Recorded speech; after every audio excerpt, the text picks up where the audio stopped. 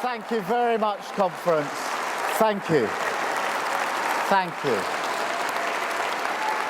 People said we couldn't do it, but we did, and we did it together. And look at this now. A record-breaking conference, the biggest attendance ever in our history.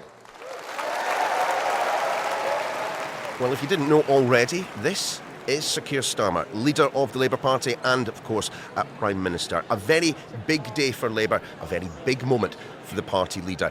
Welcome to Liverpool. I'm Niall Paterson. This is, of course, the Sky News Daily from Labour's party conference, where Sir Keir Starmer has given his first speech as Prime Minister. Certainly, the party has been under a degree of pressure this week. Events elsewhere regarding freebies, his chief of staff, and, of course, that controversial cut to winter fuel payments have overshadowed, to a certain extent, the announcements that have come from conference. The mood here, I think it would be fair to say, has been bumpy at times, but it has been steadied by a pretty decent speech, which was pretty well received here by Sir Keir Starmer. In a moment, we will bring in our Deputy Political Editor, Sam Coates, to give you his full analysis. But let's listen to a little bit more of Sir Keir. But never forget that this opportunity is only here because we changed the party. Country first, party second. That isn't a slogan. It's the foundation of this project. A pact with working people we must defend. And every single one a necessary step on a longer journey. 5 national missions that will deliver the higher growth, the safer streets, the cleaner energy, the greater opportunities, the healthier society that I know the British people want and need, the mandate that we want. If this path were popular or easy, we'd have walked it already. But the risk of showing to the world, as the Tories did, that this country does not fund its policies properly, that is a risk we can never take again. Stabilising our economy is the first step of this long-term plan. The only way we keep prices down, cut NHS waiting lists, and secure the triple lock so that every pensioner in this country, every pensioner, will be better off with Labour. People said we couldn't change the party, but we did. People said we wouldn't win across Britain, but we did. People say we can't deliver national renewal, but we can and we will.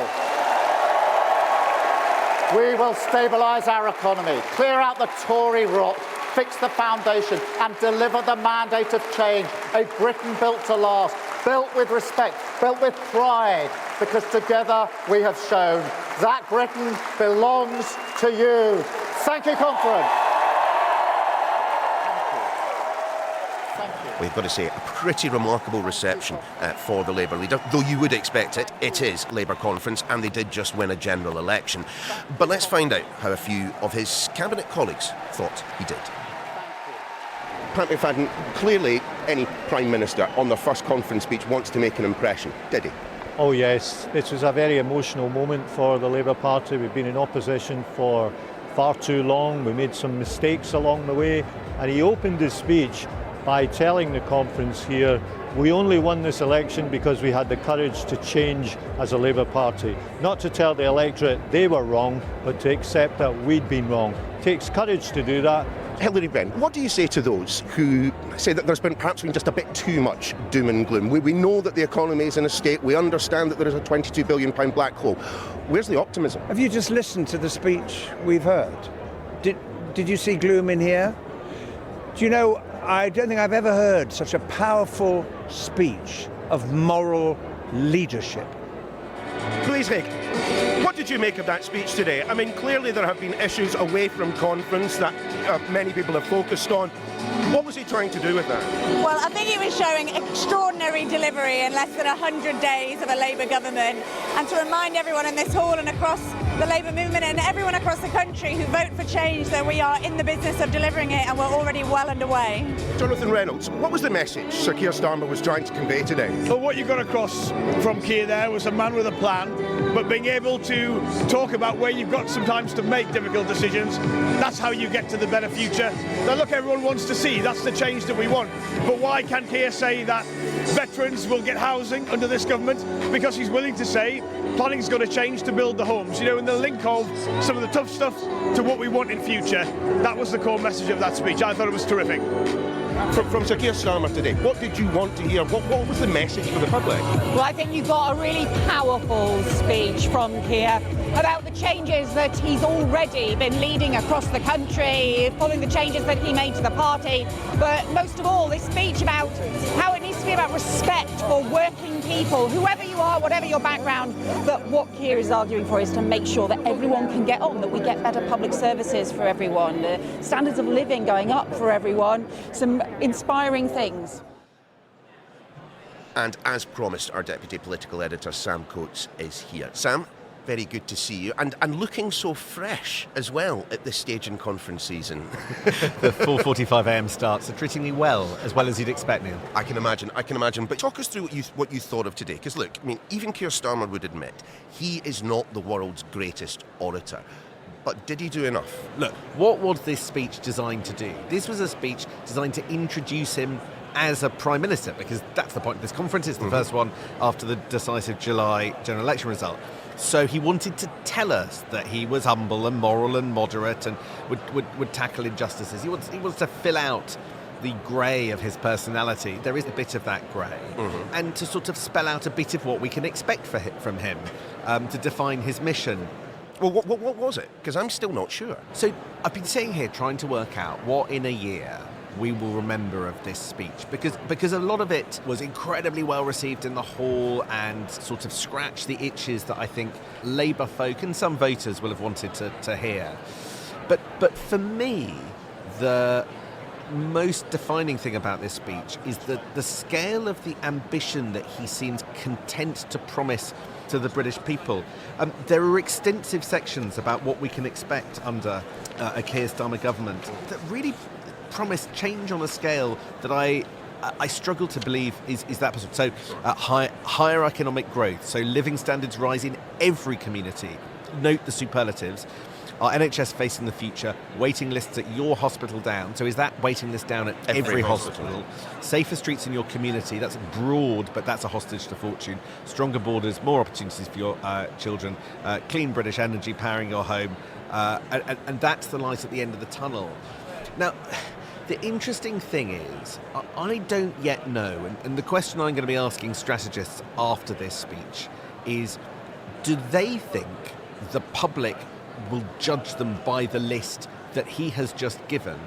Or are we, conversely, in a speech about trust in politics and the need to re-establish closer relations between the political class and normal people, actually do you just take it as given that such wide-ranging promises are not going to be possible to deliver in this electoral cycle? But don't we need to know how we get to those outcomes? And again, this has been one of the themes of this week. We have not had masses of big picture policy announcement, have we? Let me just take you a step back. If you talk to Team Starmer, they are quite upfront. The missions that he talks about, those 5 missions, probably take 2 parliaments rather than 1. But does anyone, so just on that, does anyone actually know what those 5 missions are? I could not tell you, and I regularly host a political podcast with you on it. They are to fix the NHS, to ensure a halving of violence on women and girls, to put Britain much higher up the relative economic charts, as it were. It is to give children greater opportunity, and there is one more. It's my mangled brain can't. But dear listener, Sam's brow is very much furrowed at this moment. But I'm going to rescue myself with the point.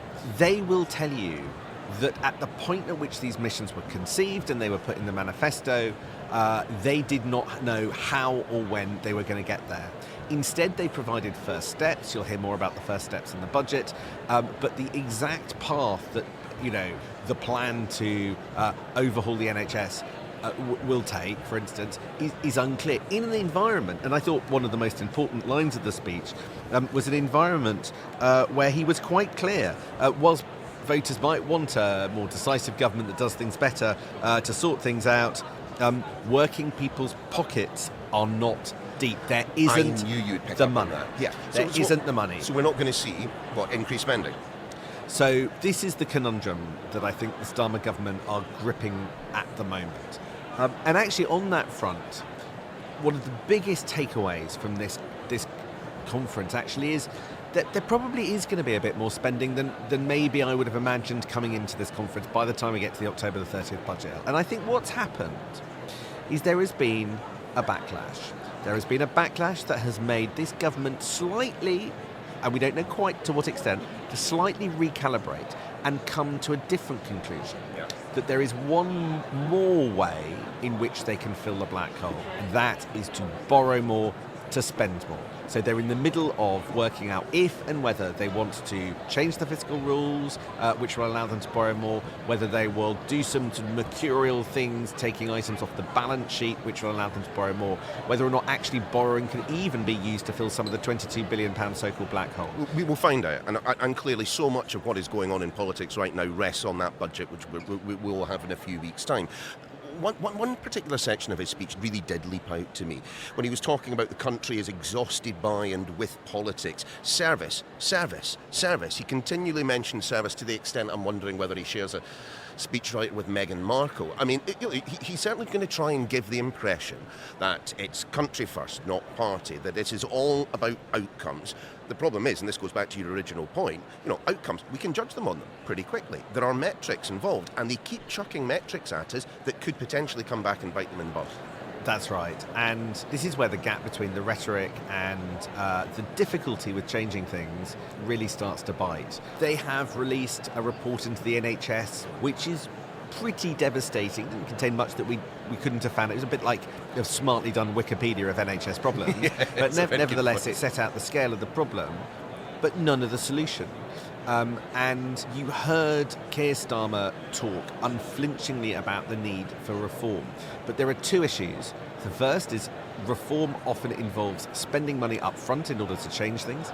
And secondly, we really haven't had a clear sense of what that reform might look like in so many different sectors of society. So for the NHS, does it mean getting private sector money in and working in partnership with the public sector? Does it mean wholesale giving the private sector more things to run? But the NHS is meant to be quote-unquote safe in Labour's hands. People worry about out-and-out private involvement, even in provision, not just if it's a gateway to charging. So we don't know what a reform plan by Keir Starmer looks like, and we don't know how he's going to fund it, but he is promised that he'll have sorted all that out and things will be better in double quick time.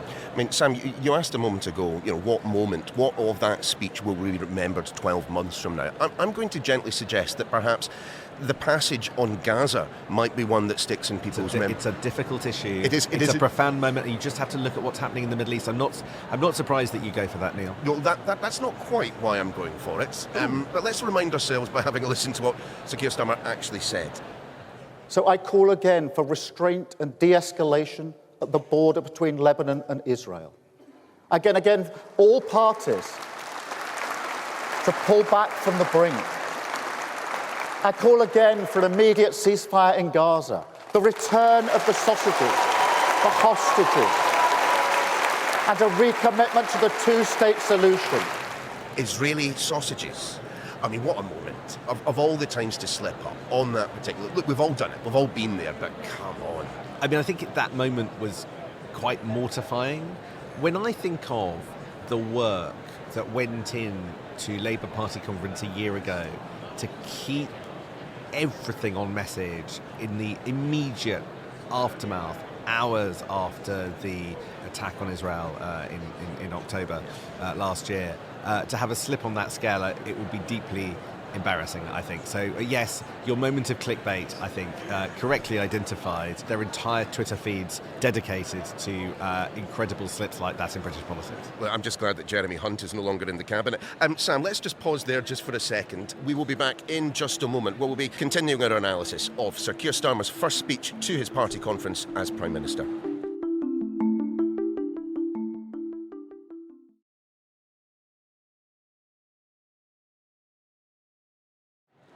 Welcome back. Our Deputy Political Editor Sam Coates still with me here in Liverpool at the Labour Party conference. I mean, Sam, once again we had this mantra: short-term pain for long-term gain. Difficult decisions need to be made, but there is light at the end of the tunnel. I mean, one of the themes this week has been perhaps that there has been just a touch too much doom and gloom, a touch too much pessimism. Did that speech do anything to counter that? There was a... Well, it comes back to the big trade-off that we're talking about. There were extremely kind of high-level promises that your life will be better. I suspect he really means in 10 years rather than in a single electoral cycle. For all the chatter that this was going to be an optimistic speech, actually I thought the emphasis on realism possibly came through louder and stronger. Look, he was asking for patience in order to do reform programmes. He said it's not easy. He said that people wouldn't like some of the decisions because they involve difficult trade-offs. He was upfront that he was going to be unpopular. He insisted that he was right to take decisions about winter fuel that he had, that nevertheless pensioners would be better off. But I think that actually, whilst he's right to make people brace for what will undoubtedly be another moment of pain on October the 30th, although not quite as bad as I think it might have been a few weeks ago after Number 10 realised that the sensitivity of people to yet more cuts. I almost felt creeping through this speech there was you could feel them acknowledging the difficulty of doing the job. And by the way, behind the scenes, some of them will say, look, this is hard. This is hard. We thought we'd sort of nailed opposition, but we came in and the amount of decisions, the scale of the challenges are just on a different scale. If it feels like Keir Starmer's telling us it's difficult, it's not just because it's the public that are finding it difficult. OK, so Sir Keir Starmer now heading off to New York for the UN General Assembly. You and I will soon be heading off to Birmingham for the Conservatives, where I suppose, are we even going to get a leader's speech there? You're going to get a short event from Rishi Sunak, for he is the leader at the moment. Oh, I forgot about him. He pops up for PM Keys, but you don't see much of him otherwise. but critically, he's not giving a proper speech.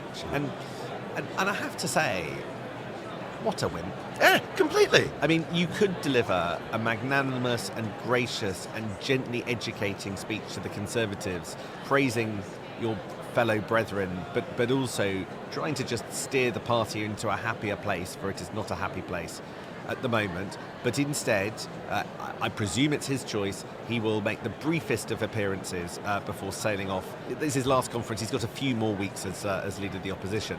Instead, day after day after day, we will have different events with the big four, the former remaining Tory leadership contenders, James Cleverly, Kemi Badenoch, Tom Tugendhat and Robert Jenrick, to see which one will be remaining in the Big Brother house until last. Sam, we will let you crack on with the day job. Thanks very much. Cheers. Well, that's a lot for this edition of The Daily. Much more coverage of the Labour Party conference can be found on our website. We'll see you again tomorrow.